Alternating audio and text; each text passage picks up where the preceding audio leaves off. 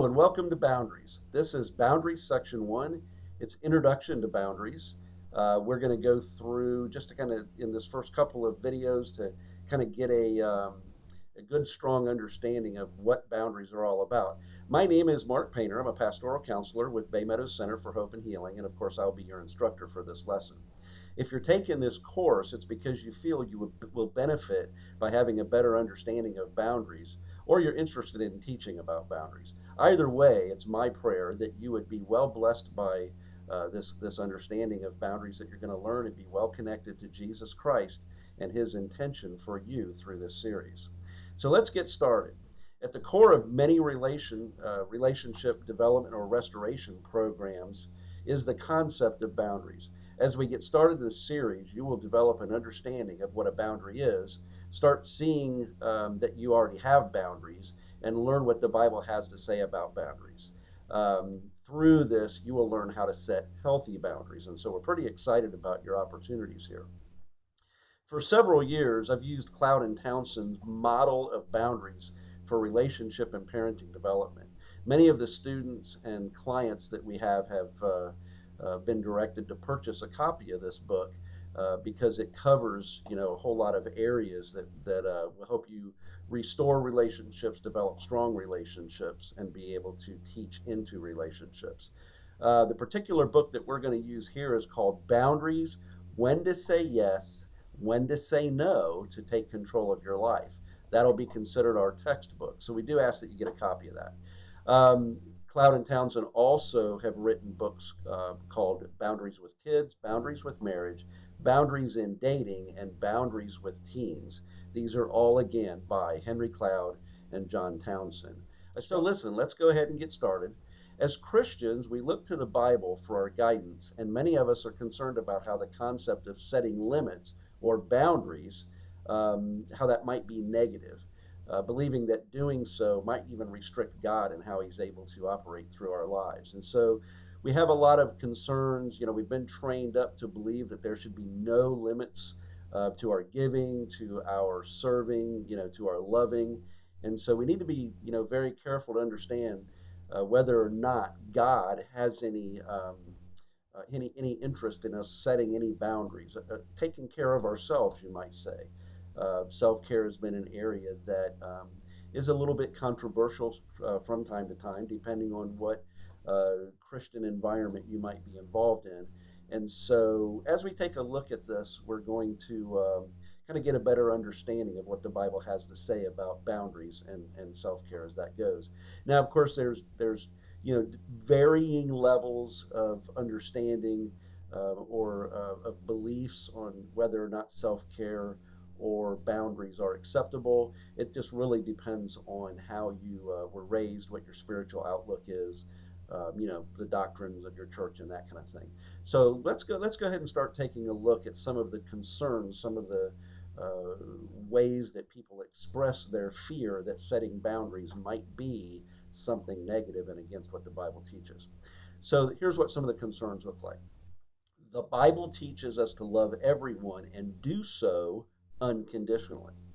So how can I set limits and still love and be, in compliance with the word? If I'm going to set boundaries, how do I know which biblical areas of my life should be affected by them? Certainly we'll take a look at that as we go through this. How do I deal with people who are angry or confused by my boundaries? That's an area that we'll take a look at, kind of a big deal. The Bible teaches me to be a giver. So how can I limit how much money, time, energy, or love that I'm willing to give to those who request those of me? The idea of setting boundaries makes me feel guilty. Why? Why does it make me feel guilty? In my relationships, especially in marriage, will personal boundaries keep me and my counterpart from being collectively submissive to the Lord? That's a big one, and we're definitely going to cover that in earnest through this series. Am I being selfish if I set boundaries? The simple question, am I being selfish if I set boundaries? Well, we're going to talk about all of those things, and certainly they are all valid questions that we want to make sure we cover and clear up through this series. So most of us can easily locate scriptures in the Bible that would indicate to us that boundaries should not be set. I want to take a moment before we get started to stress to you that I believe serving others is our primary function as created human beings. I believe this is what God expects from us. So I want to make sure that you have this in the back of your mind or in the front of your thoughts as we go through this series. I indeed believe that we are to be in service, in love, and providers to each other, that we're to be in relationships with God, and that we're in to be that we are to be in relationships with each other. So I want to make sure that's really clear. Okay.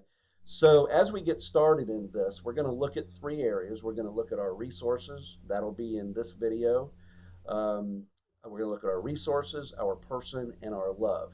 We're going to look first at scriptures that are kind of randomly collected that will that will give us some ideas of how people have set limits on self-care and boundaries, with the expectation that they should be reckless with their giving, which would be their resources, their person, which would be their time, and with their love, which we'll talk about in great detail.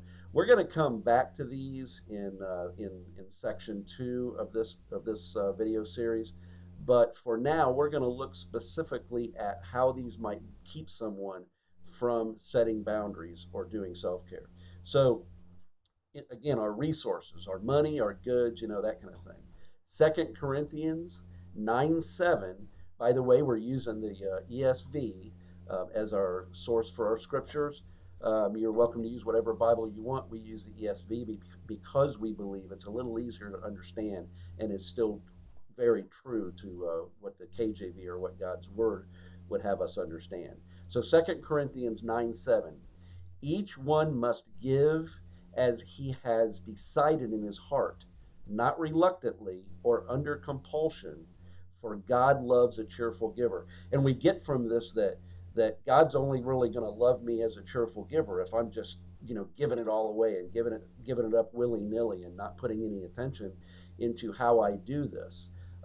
If I need to decide in my heart, which is if my heart is right with God, I'm just going to give it all away without any thoughts or controls at all. I can't be reluctant. I got to make sure that I give it away, and I give it away with a smile, and I'm going to do that no matter what. Luke 6:38 would teach us this way: give, and it will be given to you. Good measure, pressed down, shaken together, running over, will be put into your lap. For with the measure you use it, it will be measured back to you.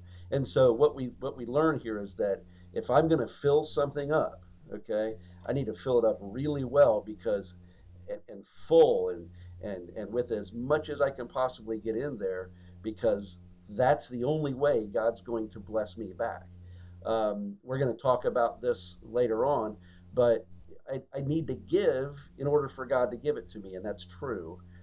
We need to talk about, what does it mean to measure, to press down, to shake it together, to running over? What does it mean that God's going to put that in my lap?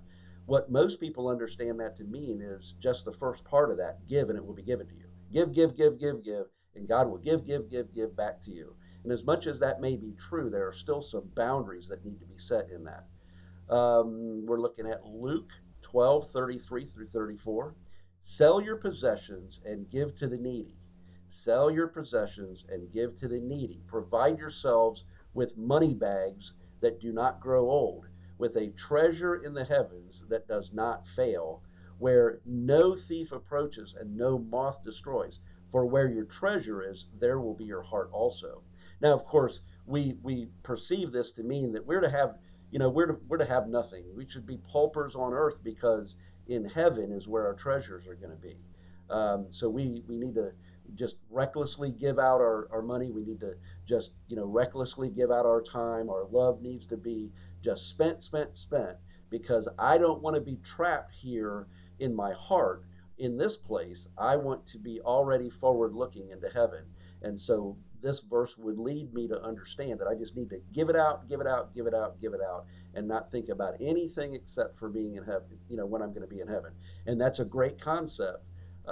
and we'll get a better look at this later on. But I think you might be able to see how somebody might use this to say, I'm not putting any boundaries here. That could put some boundaries on me in heaven, and I don't want that to happen. Proverbs 3:27. Do not withhold good from those whom it is due when it is in your power to do it.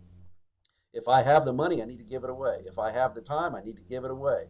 There shouldn't be any questions about it. I just need to do this. I just need to, do whatever it is within my power to do. Hebrews 13:16. Do not neglect to do good and to share what you have, for such sacrifices are pleasing to God. Oh boy, if I'm going to be pleasing to God at all, I'm going to have to give good, give it away. I'm going to have to be good at that. I'm going to have to be good at giving away my time, good at giving away my money, good at giving away my gifts. I just need to love, love, love, love, love, because I want the Lord to be pleased with me. Okay, now moving to the next section, our person, giving of our time, our energy, our talents, our gifts. Okay, First Peter 4:10 says this: as each has received a gift, use it to serve one another as good stewards of God's varied grace. Now, we should certainly understand what a gift is before we start reading into this. But a lot of people would consider that a gift that they're giving to them could be resources, it could be money, it could be, certainly talents, but that they need to give those things away willy nilly as quickly as possible as each has received a gift. As I receive that gift, I need to give it out. I need to use it to serve someone, and I need to do that immediately because I want to make sure that God appreciates me and loves me and understands me. A lot of that sounds a little bit like works where time and energy are concerned, that as God gives me the ability to feed into somebody else, I will be better understood as a great servant of his, as a great steward of what he's giving, if I would just do. Galatians 5:13, for you are called to freedom, brothers. Only do not use your freedom as an opportunity for the flesh, but through love serve one another. Of course, this verse suggests to us that we are to give no attention to our flesh. And that's true. Our flesh is the thing that we consider of the world. But there is this person here, this created person who is a follower of God. What are we supposed to do with this freedom? Are we supposed to share it quickly without giving any attention to how we do it? Are we to just give it willy nilly as quickly as possible? There are some controls and some monitors that we're going to talk about how we determine what we're doing in the flesh, what we're doing in the world, and what we're doing spiritually through the leadings and guidance of God. So Mark 9:35, and he sat down and called the 12, and he said to them, if anyone would be first, he must be last and servant of all. And of course, we use this, and a lot of times we look at just a certain part of a verse. If anyone would be first, he must be last of all and servant of all. Now, it is absolutely true. Serve, serve, serve, serve, serve. We want to make sure that we're doing that. This is how we are best in line with God's intention for us to be relational beings with each other. Okay, but we remember Jesus washed the disciples' feet. What an amazing thing that he did there. We should have the same kind of heart, but it should not be our intention to do works or to do this for the purpose of making sure that we're a good Christian. We should do this because our heart leads us to be, to be a servant and to be lowly, if that's what we're intended to be. And we're going to learn about that and what kind of boundaries are set within this. Matthew 20:28, even as the Son of Man came not to be served, but to serve, and to give his life as a ransom for many. Well, first of all, there is almost never any opportunity for me to give my life in such a way that it will value God. That is to say, that I can't lay my life down for somebody's sin and they be forgiven because I laid my life down for them. Only Jesus can do that, and we'll talk about how we can't outgive God later on. But we need to understand that Jesus gave his life to us, okay, to save us from our sin. And it certainly is an example for just how far we can go with giving and loving. But we need to make sure that we understand if there are any, are there any models in this, or models of boundaries in this? And we'll look at that later on. So our love. 1 Corinthians 16:14 says, let all that you do be done in love. Everything I do needs to be done in love. Many people would read this to say that if I'm loving somebody, I'm doing what they want me to do. I'm doing what they ask me. Okay. Let all that I do be done in love. And just that would just suggest to a lot of people that I just need to love, love, love, love into everybody, whether or not they deserve it. Well, guess what? It's not up to me to find out whether they deserve it, but it is up to me to find out whether God wants me to do that at any particular time. And we're going to talk about that in great detail through this lesson. Greater love has no one than this, that someone lay down their life for his friends. You know what? We talk all the time, and a question that comes up all the time: can I be a friend to someone who's not a friend to me? I need to be this person's friend, whether they're a friend of mine or not. I need to feed into them. I need to do all of the things that a friend does, and I need to do that without thought about who they are or about what they might need. I need to give, give, give, give, and we're going to talk about that in great detail. We're going to find out in a little while, in the next series, what Jesus Christ, or how Jesus Christ defines a friend. This will be pretty exciting stuff. John 3:16, we all know this one. For God so loved the world that he gave his only Son, that whosoever believes in him should not perish, but should have eternal life. And, this really goes down to just how far will Jesus go? Just how far did Jesus go to express his love? If Jesus can go that far, then how far should I go? How far can I go? What is the absolute, most extreme reach of my ability to serve people with my life? We're going to talk about that and find out if there are any, boundaries that need to be set in that. Husbands, love your wives as Christ loved the church and gave himself up for her. That's a big one in our life these days. Marriage is an area that is very underaddressed and is not handled very well in our country and much of the Western world these days. A lot of this has to do with the fact that we don't have a good understanding of what the boundaries are for marriage. Listen to me. I want to make sure you understand at this point. Boundaries not only concern the things that we won't do, but they also concern the things that we will do. And I think a lot of that gets missed in this area. Ephesians 5:25, husbands, love your wives as Christ loved the church and gave himself up for her. You know, what am I supposed to do? How far am I supposed to go in my marriage with my life? And we're going to talk exactly about what it means to lay your life down for your spouse a little bit later on. But this confuses people sometimes. Galatians 5:22, but the fruit of the Spirit is love, joy, peace, kindness, goodness, and faithfulness. We're going to talk about the opposites of these things as we go forward. But if I am trying to function within the understanding of this verse, I'm looking for everything that I do to show love, to show joy, to show peace, to show patience, kindness, goodness, faithfulness. Here's the problem that we have with this. A lot of times we're not looking for what God is expecting from us, but we're looking for what the person we're giving or feeding into is expecting from us.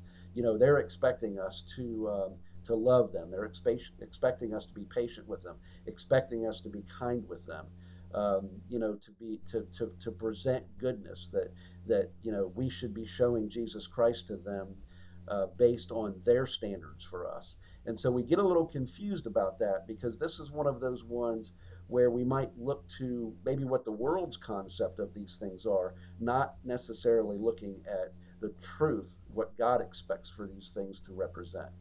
Mark 12:31. The second is this: you shall love your neighbor as you love yourself. There is no other commandment greater than these. Of course, this is certainly talking about that if I'm willing to do this for myself, if this is something that I need, I need to also be providing this to someone else. Okay. You know, certainly there are times when someone might come to us and ask us for something maybe that we have or use for ourselves. We can imagine that it would be a pretty bad idea that if I've just had surgery and I'm on oxycodone and somebody that I know is a drug addict or has a problem with prescription drugs comes and asks me for some of mine.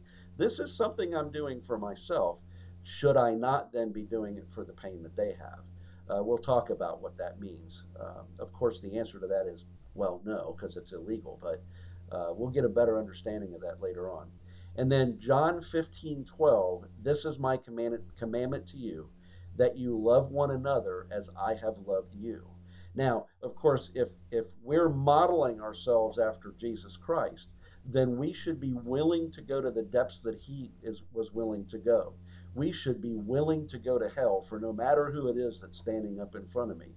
Of course, that's very extreme, and I'm saying it that way, illustratively to make it sound ridiculous. Because listen, I can't do that. I can't um, value another person by going into hell with them or for them. It's just not possible.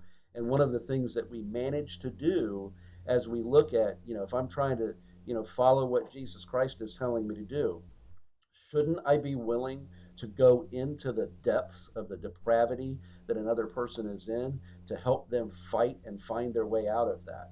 We're going to talk about whether that's even within my abilities. We're going to talk about that later on. So it seems that the Bible, does provide us quite a bit of give big, give without restriction, give without, moderation or control. Um, you know, don't allow my mind to get involved in my giving, but my giving should be done from my heart.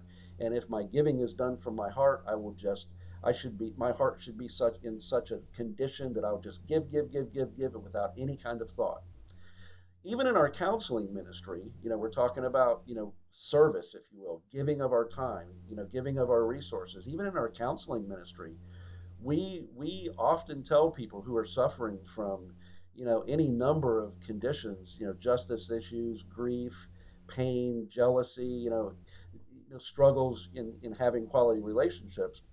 We teach them, well, go serve, go serve. It's not all we teach them, but that's one of the things that we want them to do is get involved in acts of service. We want them to learn how to give and, of course, forgive and all of the things that go along with serving others. But so again, what are we saying? Go serve, go serve, go serve. We're always saying, the Bible's telling us to go serve. Our counselors are telling us to go serve. Our church is telling us to serve. This kind of thing. So how can we imagine there being any benefits to setting boundaries, to saying no, to shutting down, to not just giving away? Okay, let's take a break. When you're ready, move on to the next video. We'll get a little deeper into boundaries. We'll learn what boundaries are, and we'll talk a little bit about the textbook that we're using. So go ahead and take a break. Come back when you're ready, and we'll see you later on. Bye-bye.